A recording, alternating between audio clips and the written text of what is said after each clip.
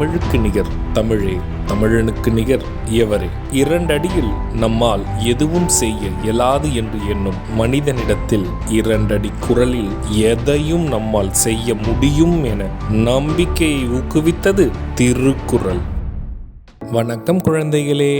வணக்கம் பகலவன் ஐயா. இன்னைக்கான குறளை நம்ம பார்ப்போமா? ஓ, பார்க்கலாமே. சரி, பாடத்துக்குள்ள போலாம். இன்னைக்கான குறள் அதிகாரம் 104 உழவு.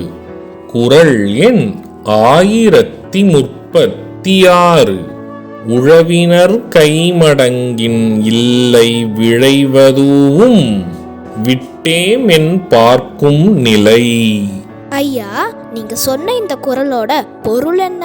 இதற்கான பொருள், உழவு தொழில் புரிவோர் அத்தொழிலை தொடர்ந்து புரியாமல் கையை கட்டி கொண்டு இருந்து விட்டால் பந்த பாசங்களை எல்லாம் விட்டுவிட்டு வாழ்கின்ற துறவிகளுக்கு கூட வாழ்வில்லாமல் போய்விடும்.